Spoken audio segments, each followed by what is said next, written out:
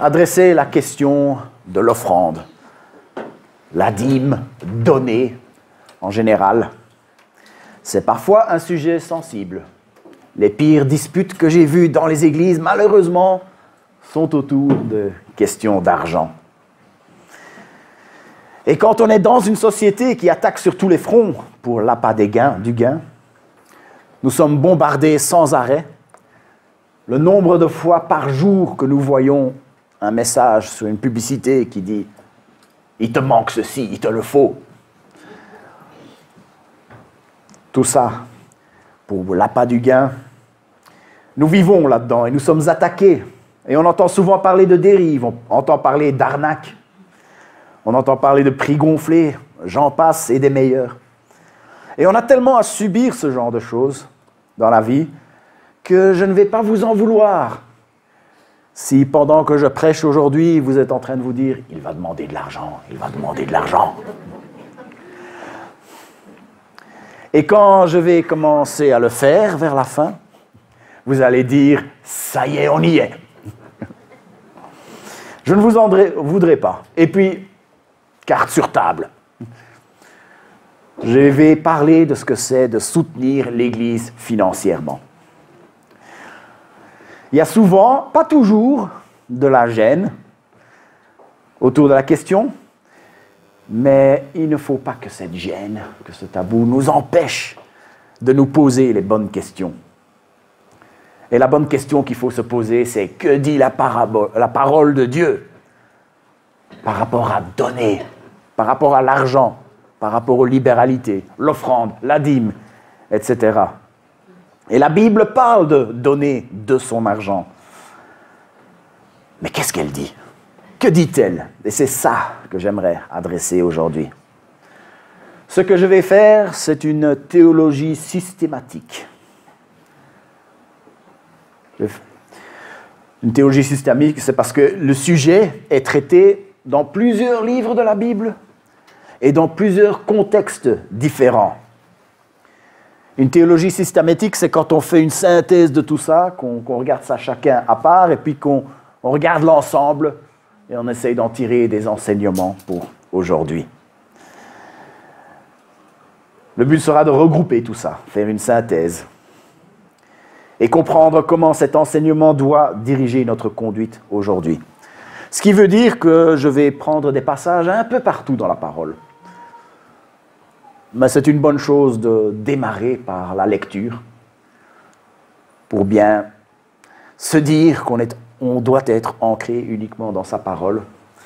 Le passage principal se trouve en 2 Corinthiens 9. 2 Corinthiens 9. On va lire les 15 versets.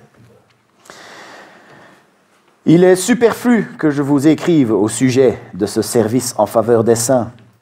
Je connais en effet votre bonté, votre bonne volonté.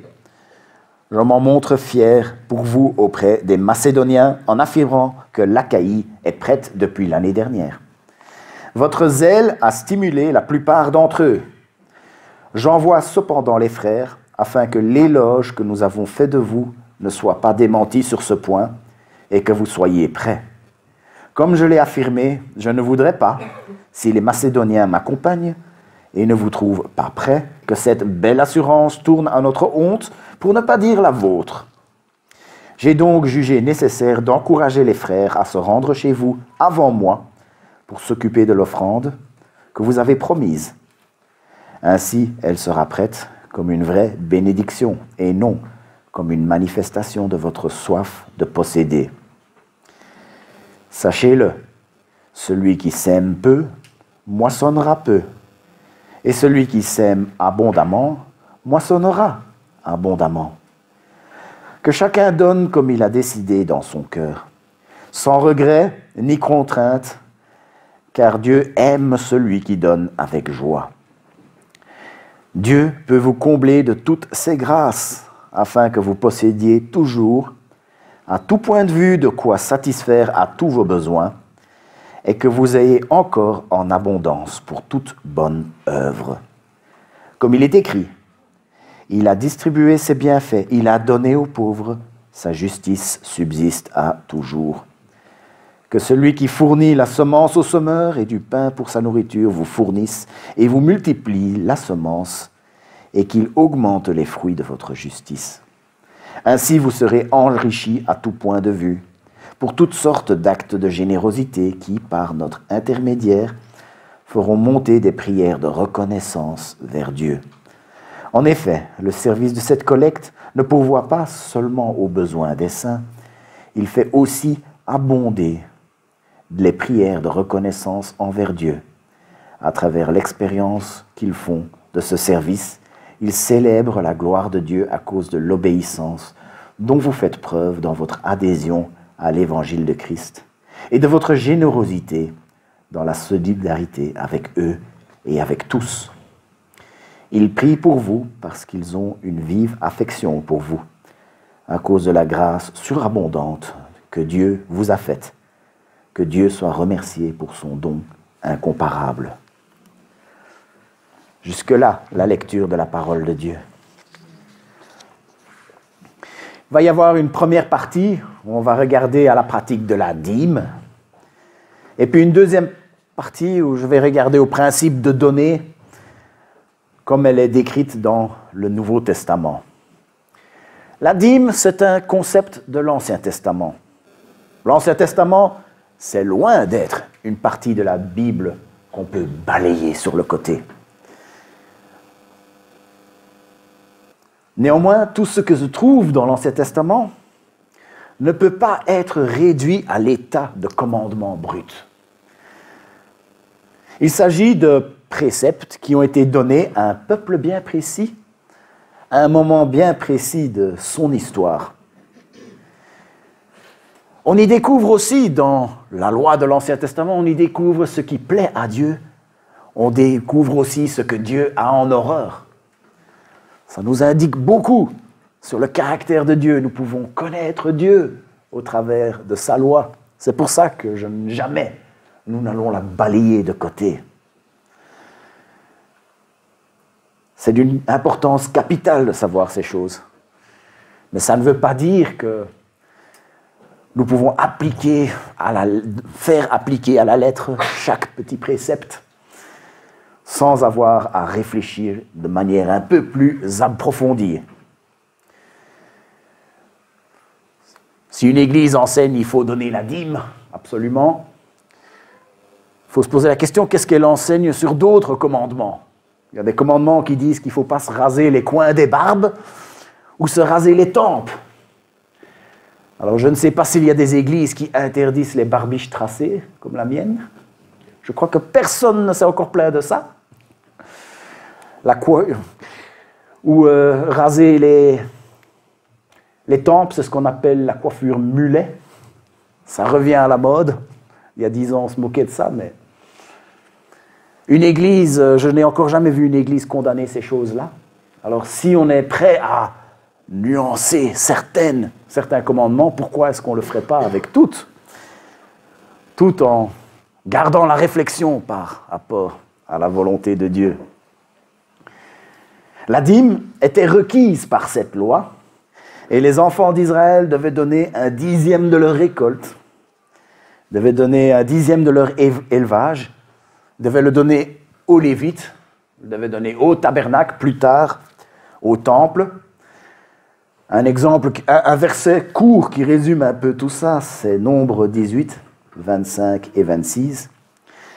L'Éternel dit à Moïse, tu transmettras ces instructions aux Lévites lorsque vous recevrez des mains des Israélites la dîme que je vous donne de leur part comme votre possession. Vous prélèverez sur elle une offrande pour l'Éternel, une dîme de la dîme. Les Lévites, c'était une des familles, une des 12 tribus. C'était celle qui avait été choisie pour servir l'Éternel, servir Dieu dans le temple, certains comme prêtres, puis d'autres. Il y avait d'autres fonctions aussi. Eux n'avaient pas reçu de territoire quand ils sont arrivés dans la terre promise. La loi avait prévu qu'il puisse être que le reste, les autres qui avaient bien reçu des territoires, donnent un dixième de leur récoltes de leurs élevages pour pouvoir soutenir le travail des Lévites, des prêtres. Et puis, de tout ce qui rentrait, eux prenaient 1/10 de ça et ils le donnaient à Dieu. Ils donnaient la dîme à Dieu. Cette dîme était pour les prêtres, pour les Lévites, servait aussi pour les pauvres, pour soutenir les étrangers. C'était une forme de taxation pour le fonctionnement du temple. La taxation civile était en plus de ça. Par exemple, quand il fallait financer une campagne militaire, on n'allait pas chercher sur cette dîme. On faisait une taxation supplémentaire pour cela. Mais avec Jésus, tout change. Jésus est venu accomplir la loi. Toute cette loi, elle n'est pas abolie, soyons clairs. La loi a joué son rôle pour nous faire découvrir Dieu. La loi a joué son rôle pour nous convaincre que nous sommes pécheurs. Pour nous convaincre que nous pouvons uniquement nous reposer sur lui pour notre salut. Avant de passer au Nouveau Testament, j'aimerais regarder un passage fort instructif que nous trouvons dans 1 Chronique 29. Le roi David avait énormément donné pour la construction du temple. Jusqu'au temps du roi David, tout le culte se passait dans une tente, le tabernacle. Et David, à un moment donné, dit « Moi, j'habite dans un palais de cèdre, et Dieu habite dans une simple tente. » Et Dieu a dit « Je n'ai pas besoin d'un lieu pour habiter. » Mais Dieu a quand même accepté qu'un temple soit construit, mais il ne voulait pas que ce soit David qui le construise, parce que David était un homme de guerre.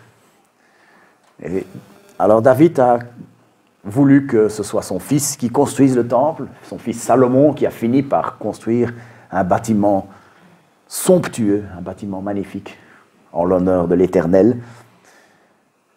Mais David avait commencé déjà à mettre des choses sur le côté. Et il le faisait avec joie.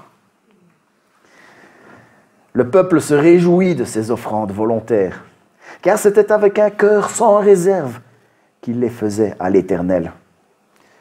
Tout le peuple, en voyant David donner avec joie, ils se sont dit « Ah oui, nous aussi, on veut donner !» Le peuple se réjouit de ses offrandes volontaires.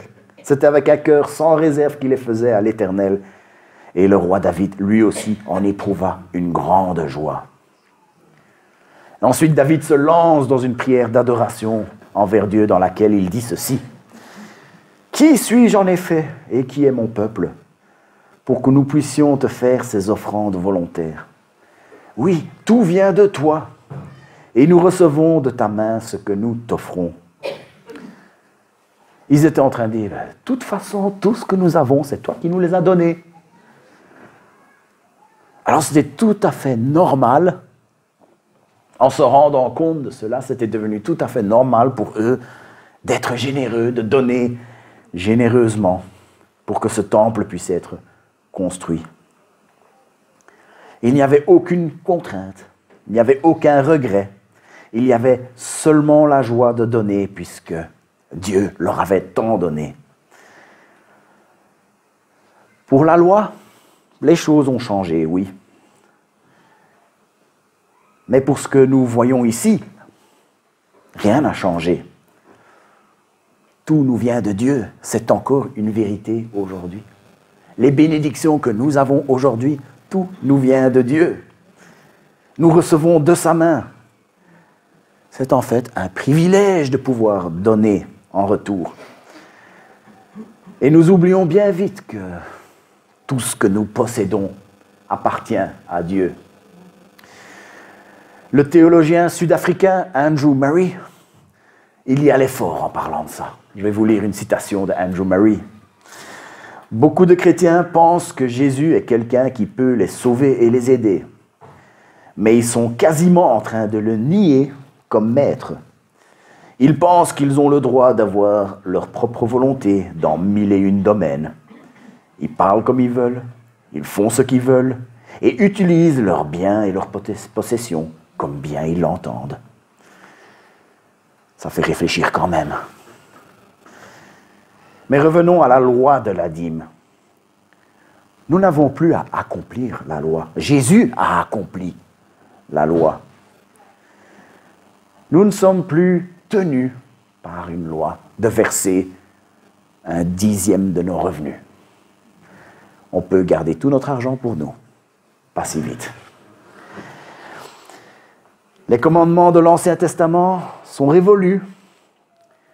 Mais celui qui a accompli la loi, il a aussi dit ceci en Jean 14, 23 et 24. « Si quelqu'un m'aime, il gardera ma parole, et mon Père l'aimera. Nous viendrons vers lui, et nous établirons domicile chez lui. Celui qui ne m'aime pas ne garde pas mes paroles. Et la parole que vous entendez ne vient pas de moi, mais du Père qui m'a envoyé. » Nos vies doivent être réglées par les paroles de Jésus et par la parole de ses apôtres, ceux à qui il a donné la tâche bien précise de continuer son enseignement et de nous donner cette parole que nous avons comme guide aujourd'hui, ces apôtres. Nulle part dans le Nouveau Testament n'y a-t-il de commandement ou même de recommandation concernant la part de nos biens que nous devons donner. Mais ça ne veut pas dire que cette parole ne dit rien du tout. Regardons un peu 1 Corinthiens 16, 2. Que chacun de vous, le premier jour de la semaine, mette de côté chez lui, premier jour de la semaine, dimanche, mette de côté chez lui ce qu'il pourra en fonction de ses moyens, afin qu'on n'attende pas mon arrivée pour récolter les dons. En fonction de ses moyens.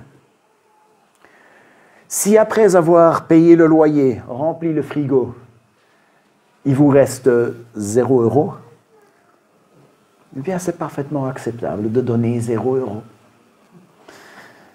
Si après avoir payé les emprunts maison, voiture, carte de crédit, il vous reste encore 10 000 €, peut-être que donner 100 €, c'est peut-être pas grand-chose, en fonction de ses moyens. En plus, si on regarde la lettre aux Corinthiens, on peut voir que cette collecte dont il est question dans ce passage que j'ai lu, ce n'était pas forcément pour l'Église. C'était en réponse à un appel pour une Église dans un autre pays pour lequel il y avait un besoin énorme. C'est en se basant sur ce verset, en 1 Corinthiens 16, que les Églises ont commencé à prendre cette habitude de faire une collecte tous les dimanches. Le dimanche, le premier jour de la semaine. Ce n'était pas un commandement, mais c'est une bonne chose. Au printemps et en été, moi et ma famille, on a pris l'habitude de passer la tondeuse, au moins dans le gazon, au moins 3 ou 4 fois par mois. Et si on le fait, ce n'est pas parce que c'est la loi, ce n'est pas parce qu'on est obligé. Il n'y a pas d'arrêté communal. Il y a un arrêté communal dans ma commune qui dit quand on ne peut pas tondre. On ne peut pas le faire la nuit, heureusement. Mais on n'est pas obligé de tondre notre gazon. Les voisins, ils peuvent nous râler dessus, mais c'est notre terrain, on n'est pas obligé de tondre. Mais on le fait parce que c'est une bonne chose. C'est agréable de pouvoir prendre son café le matin et de regarder un gazon tondu derrière chez soi. Ce n'est pas une loi, mais c'est une bonne chose. C'est la même chose par rapport à cette collecte. Dieu ne nous a pas jamais ordonné de faire cette collecte. Mais c'est une bonne chose. On le fait parce que c'est la seule chose qui permettrait que les rassemblements puissent perdurer. Parce qu'on le voit tout au long de la parole de Dieu, les rassemblements des chrétiens sont quelque chose qui sont extrêmement chers au cœur de Dieu. Et j'espère que c'est cher à votre cœur de pouvoir vous rassembler avec d'autres chrétiens. Et pour que ces rassemblements puissent être possibles, il faut de l'argent. Voilà pourquoi, depuis des siècles, les églises font des collectes. Est-ce qu'il y a eu des abus? Oui, absolument. Est-ce qu'il y a eu des enrichissements injustes? On ne va pas le nier. Mais n'oublions pas la multitude de serviteurs anonymes, fidèles, mais intègres, qui ont servi les rassemblements, l'Église au travers des siècles, grâce aux dons que faisaient les chrétiens. La parole de Dieu ne parle pas seulement de l'importance de donner, mais parle aussi de l'avantage de donner. Donner, c'est dans notre intérêt. On ne fait pas que de perdre quand on donne. On gagne quelque chose quand on donne. Et on a parfois, dans notre faiblesse humaine, la difficulté à décerner la frontière entre ce que je viens de dire, ce que j'appelle la théologie du semé-récolté, et la doctrine, la théologie de la prospérité. Mais il y a bien une frontière entre ces deux théologies, ces deux théories. Il y en a une qui est biblique et il y en a une qui ne l'est pas. Je me suis senti dirigé cette semaine de parler un petit peu de l'évangile de prospérité, quelque chose que je pense doit être fait de temps en temps. Parce que c'est une honte de notre époque. Voilà d'autres noms qu'on lui donne. Prosperity Gospel, l'évangile de prospérité. Health and Wealth Gospel, l'évangile de la santé et de la fortune. The Seeds of Faith, les graines de la foi.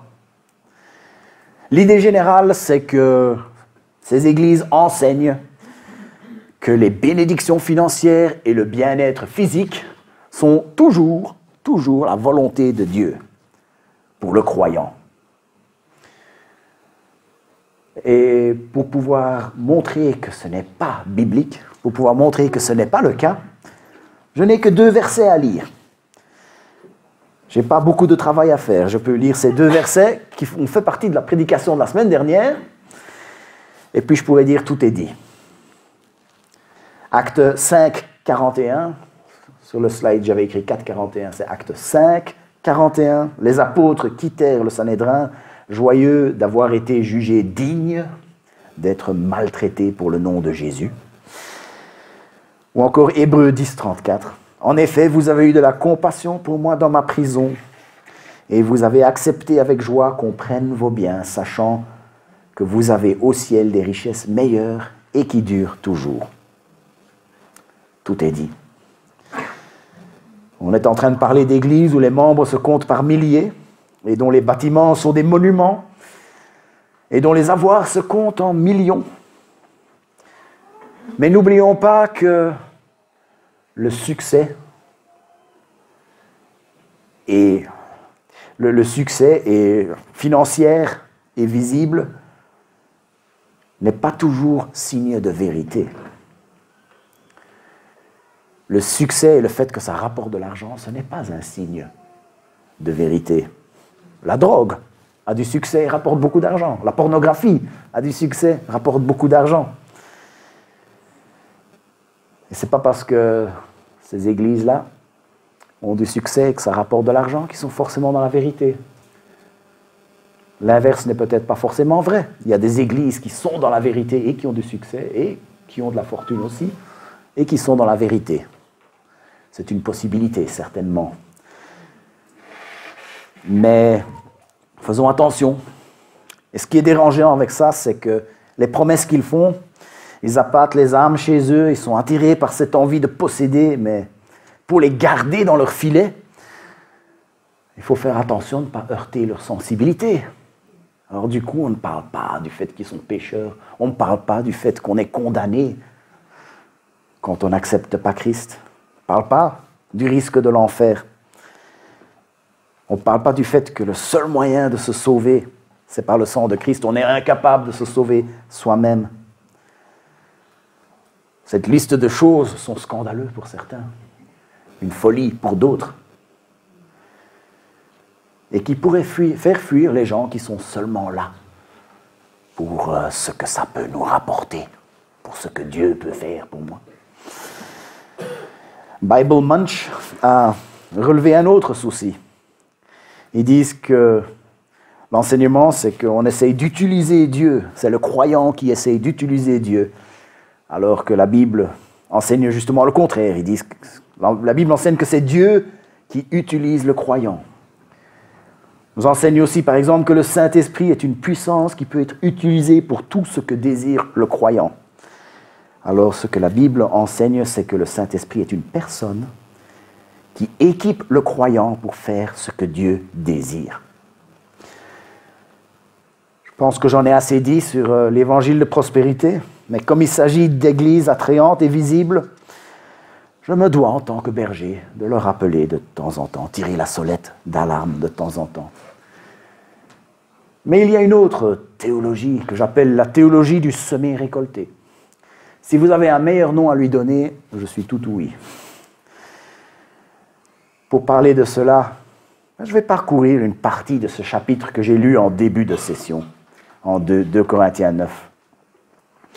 Les 5 premiers versets sont une série de consignes, parce que les membres de l'église de Corinthe avaient promis de faire un don aux chrétiens d'une autre ville, parce qu'il y avait un besoin.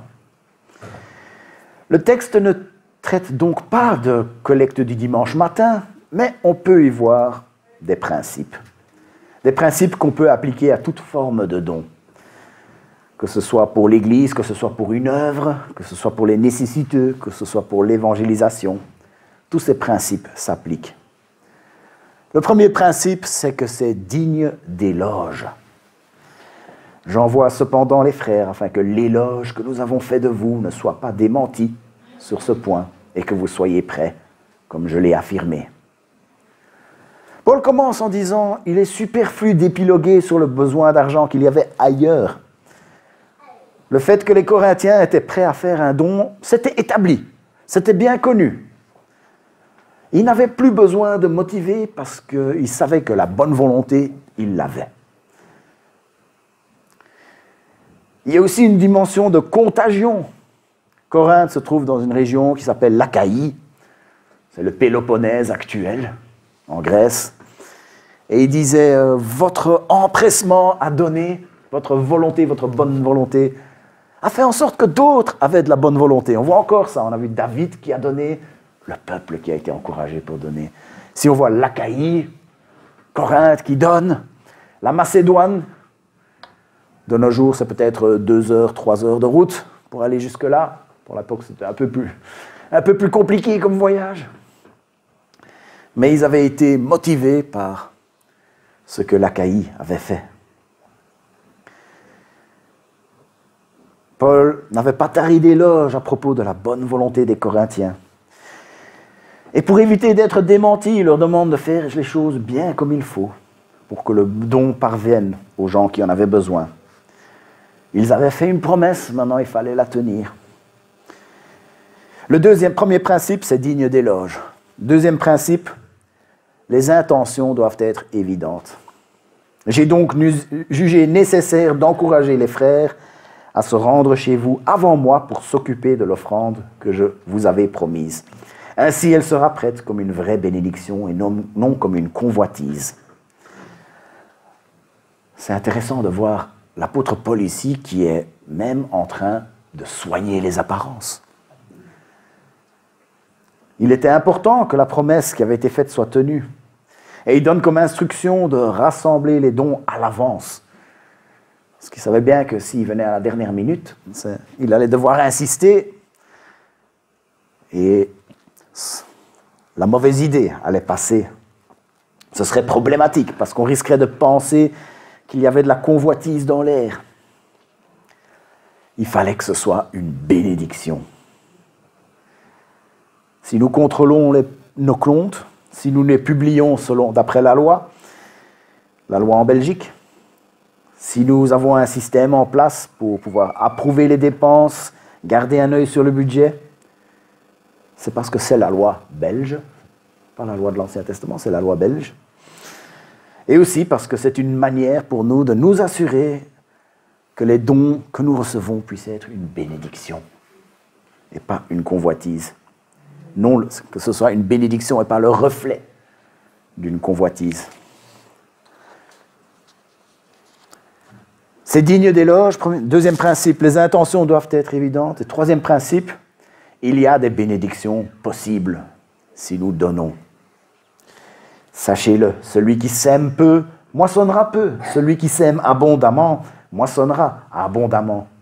Et puis plus loin, il dit, Dieu peut vous combler de toutes ses grâces afin que vous possédiez toujours, à tout point de vue, de quoi satisfaire à tous vos besoins et que vous ayez encore en abondance pour toute bonne œuvre. Comme il est écrit, il a distribué ses bienfaits, il a donné aux pauvres, sa justice subsiste à toujours. Il m'arrive assez souvent de dénoncer l'évangile de prospérité, mais ça ne veut pas dire que je ne pense pas que la prospérité est possible. C'est le principe de la tyrannie du « ou » et de la beauté du « et ». Je m'explique. C'est réducteur de dire « tu crois que Dieu rend prospère » ou « tu n'y crois pas ». C'est l'un ou l'autre. Il faut choisir. Ce n'est pas ce que la parole de Dieu enseigne. Quand je pars en vacances, ces 10 dernières années, on avait l'habitude de louer des bungalows dans le Languedoc-Roussillon. Quand on louait, on pouvait s'attendre à avoir un bungalow en bon état, avec une cuisine, avec tout ce qu'il faut dedans. Ça, c'était garanti. Quand j'y allais, je pouvais être tranquille, j'allais avoir ça. Ça, je pouvais compter dessus. Par contre, pour ceux qui ont déjà été en vacances dans le Languedoc-Roussillon, il y a un petit souci, c'est le Mistral et la Tramontane, le vent. Quand je vais là, certaines années, on a une chaleur magnifique. Certaines années, on a un grand vent et les plages sont vides parce que quand il y a beaucoup trop de vent, on ne peut pas, c'est pas agréable sur la plage. Alors quand je vais là, je peux m'attendre à un bon bungalow, mais je ne peux pas m'attendre forcément à avoir du beau temps. Quand je sème, quand je donne de ce que j'ai, les bénédictions en retour sont quelque chose que je peux espérer comme le beau temps, mais pas comme le bungalow parfaitement équipé. Parfois Dieu donne, parfois Dieu ne donne pas. Et je suis persuadé que dans sa grâce, il donne souvent. Dieu donne souvent. Mais s'il ne donne pas, ce n'est pas signe qu'il n'existe pas. S'il ne donne pas, c'est signe qu'il ne nous aime pas. C'est qu'il est souverain. Il sait ce qu'il y a de mieux. Il a son plan. Son plan est parfait.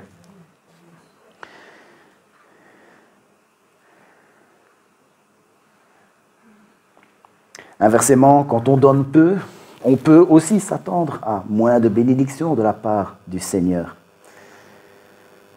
Et ici, nous nous trouvons dans un domaine où chacun d'entre nous, nous trouvons face au Seigneur avec notre propre conscience. Je peux vous témoigner de ce que moi je fais, ce que nous faisons en tant que famille, mais au-delà de ça, c'est encore une fois, chacun d'entre nous avec notre conscience devant le Seigneur. Au début de notre mariage, Anne et moi avions pris la décision de donner 1/10 de nos revenus. Nous pratiquons la dîme, comme la loi de l'Ancien Testament nous le demande. Encore une fois, pas parce que c'est la loi, mais parce que c'est une bonne chose. C'est une chose qui plaît à Dieu. Dans la loi, nous découvrons ce qui plaît à Dieu. Nous le faisons parce que nous savons que ça plaît à Dieu.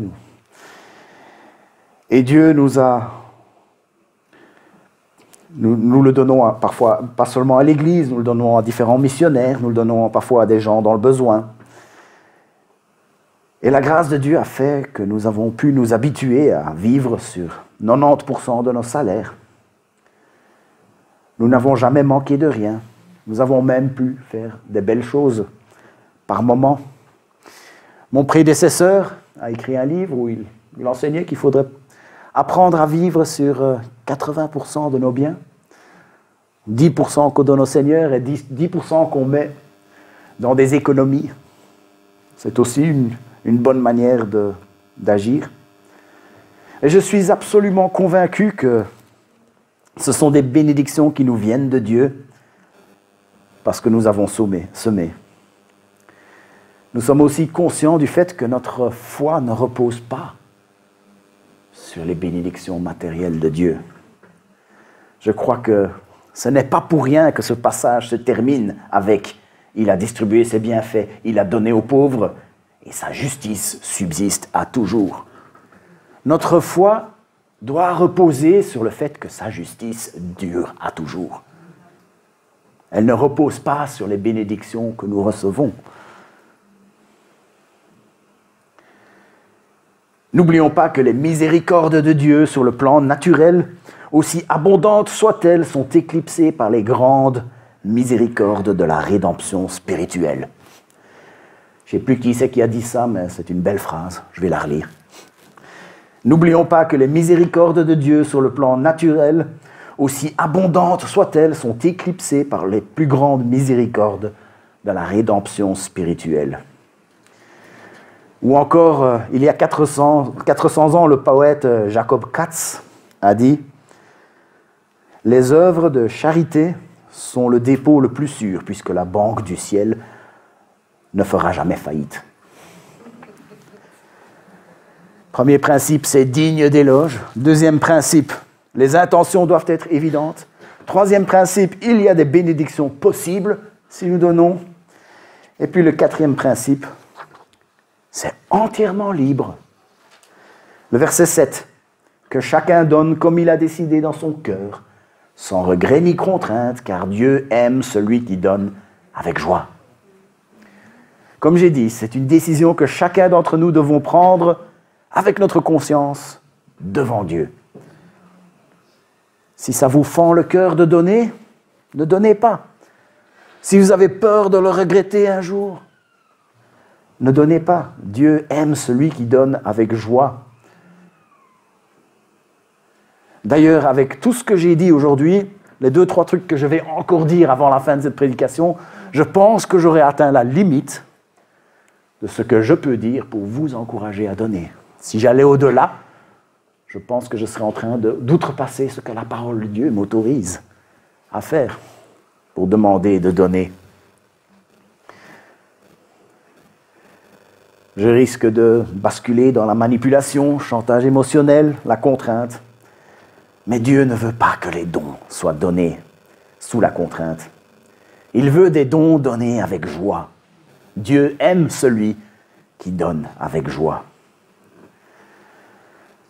Pour illustrer ça, on va regarder une histoire assez connue du ministère de Jésus, mais qui, je pense, est assez souvent mal interprétée.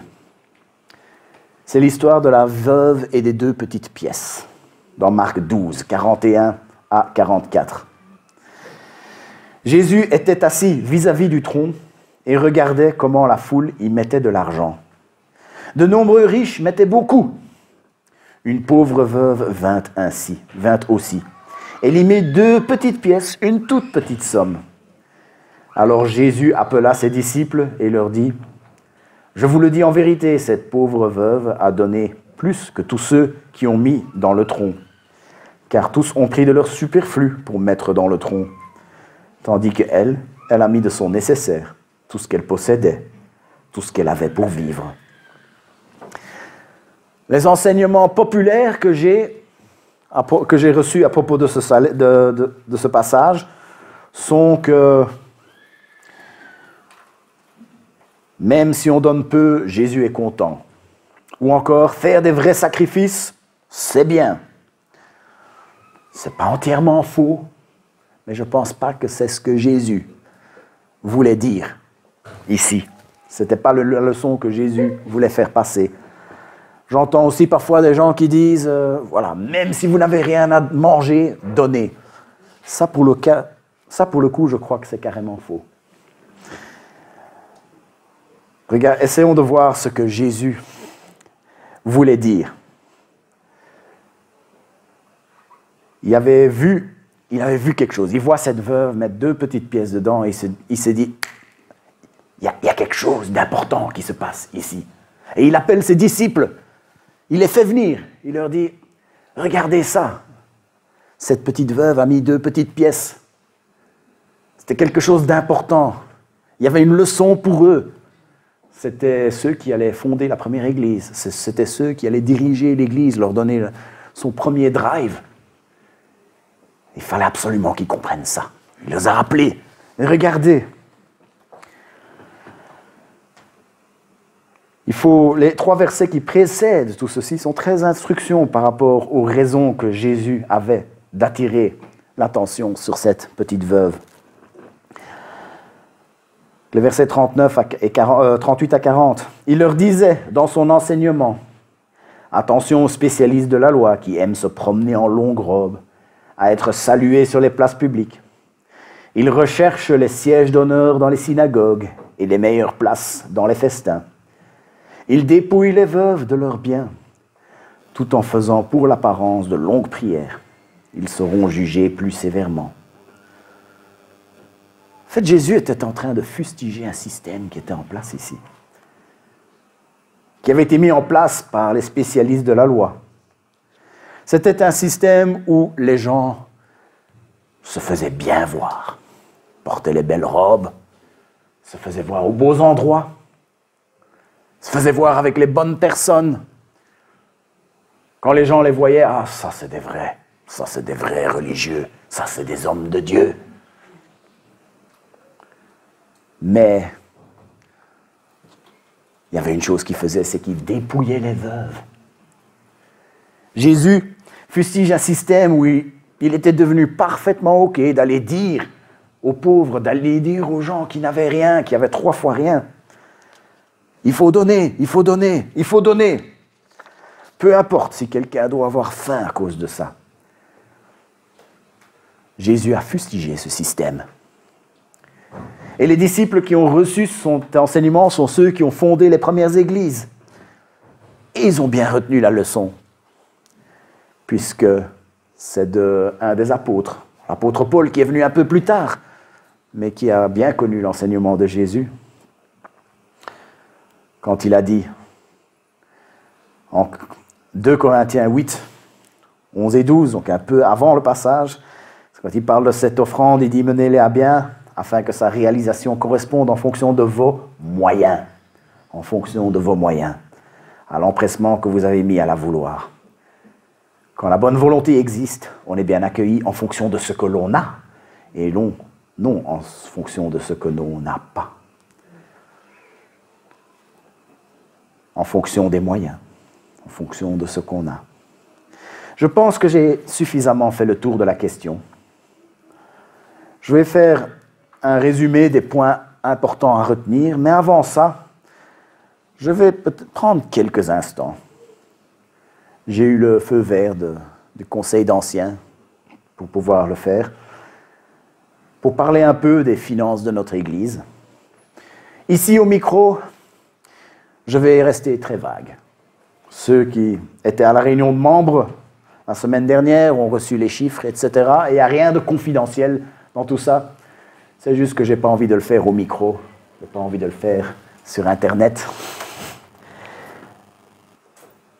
Ça ne regarde pas forcément tout le monde, mais notre manière de fonctionner, c'est que nos membres sont informés sur les comptes de résultats. Ils reçoivent les chiffres, il n'y a rien de confidentiel. Mais ceux d'entre vous qui n'êtes pas membres, vous pouvez demander des informations plus précises. Je pense que donner une idée générale a tout à fait sa place. L'année dernière, nous avons dépensé plus que ce qui est rentré. Et ce, sans avoir fait des dépenses extravagantes. Je peux vous dire tout de suite, il n'y a pas de quoi s'alarmer. On a des économies sur le côté, justement, pour ce genre de soucis. Mais seulement, ces économies ne sont pas un puits sans fond.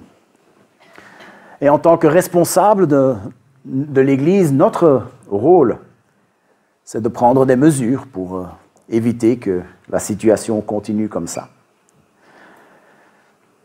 Nous avons cette responsabilité de prendre des mesures pour réduire les dépenses et nous sommes en train de le faire en ce moment. Nous avons plusieurs pistes très prometteuses pour pouvoir le faire. Et il y a encore d'autres choses qu'on pourrait faire. Mais comme pour tout plan de ce genre, il y a les réductions des dépenses de l'autre côté, l'augmentation, réduction des dépenses, ça, c'est le rôle des responsables et on est sur le coup. Mais de l'autre côté, il y a l'augmentation des rentrées. Anne et moi, nous nous sommes mis d'accord sur des aménagements dans notre budget pour pouvoir donner un peu plus. Et je me permets de vous le demander, de donner un peu plus. Et nous avons du boulot à faire de notre côté. Je le fais en accord avec 2 Corinthiens 9, en disant « à condition que le Seigneur vous permette de le faire avec joie ». Nous avons besoin d'argent pour les charges de ce bâtiment. Nous avons besoin d'argent pour les différents frais administratifs auxquels on ne peut pas échapper. Nous sommes aussi taxés. Nous aimerions pouvoir aussi faire plus de dons à l'œuvre du Seigneur en tant qu'Église. Et je me permets de vous parler comme ça parce que je veux qu'il y ait une Église ici demain pour nos enfants. Je veux qu'il y ait une Église encore plus tard ici pour nos petits-enfants.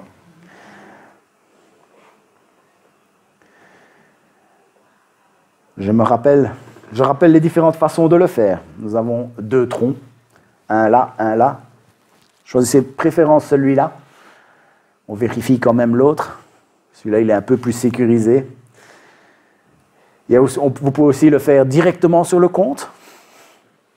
J'ai mis le numéro de compte sur le tronc là, sur le mur là, comme ça vous l'avez. Il suffit de mettre juste don en communication. C'est tout ce qu'il y a besoin de faire. J'ai pensé peut-être faire avec un code QR, mais j'ai préféré les moyens plus discrets.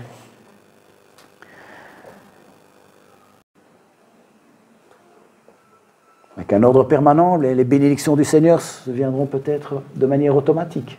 Qui sait? Voilà. Ici s'arrête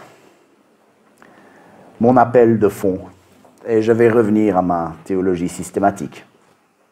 Ou plutôt, je vais conclure par un résumé très rapide des points importants à retenir. Il y avait la dîme requise par la loi de l'Ancien Testament. Le peuple était tenu de verser 10% pour soutenir les prêtres, financer le temple. Mais avec Jésus, tout change. Il ne commande plus de donner, mais il encourage à le faire maintenant. Il ne parle plus de pourcentage à donner, mais il encourage à donner selon les moyens, selon ce que le Seigneur nous a mis sur le cœur, selon ce que nous pouvons donner avec joie. Donner, c'est digne d'éloge. Le Seigneur est heureux quand nous donnons. Donner, ce n'est pas quelque chose qu'on doit faire en espérant quelque chose en retour. Ça doit être vu comme quelque chose que nous faisons pour bénir d'autres. Si on donne, il est fort possible que le Seigneur nous bénisse en retour. On ne va pas le garantir, ça ce serait l'évangile de prospérité, mais si on sème, le Seigneur, dans sa grâce, choisit souvent de nous permettre de récolter. Donner, c'est quelque chose d'entièrement libre. Dieu peut vous combler de toutes ses grâces. Prions. Seigneur notre Dieu, nous te remercions parce que tout ce que nous recevons, tout ce que nous avons, nous la recevons de ta main. Et Seigneur, nous te remercions parce que toutes ces années, tu as toujours pourvu aux besoins pour ce bâtiment. Et Seigneur, nous voulons le faire de manière équitable, de manière intègre pour demain. Seigneur, nous voulons te remettre les besoins financiers et nous te faisons confiance. Seigneur, je veux prier, je te remercie pour ta parole qui nous enseigne cela. Seigneur, que nous puissions apprendre à donner. Montre-nous comment nous pouvons nous organiser. Seigneur, je veux te prier pour tous ces autres, ces missionnaires que nous soutenons. Le sel, porte ouverte, qu'on a pu soutenir, Africa Enterprise, les divers ONG.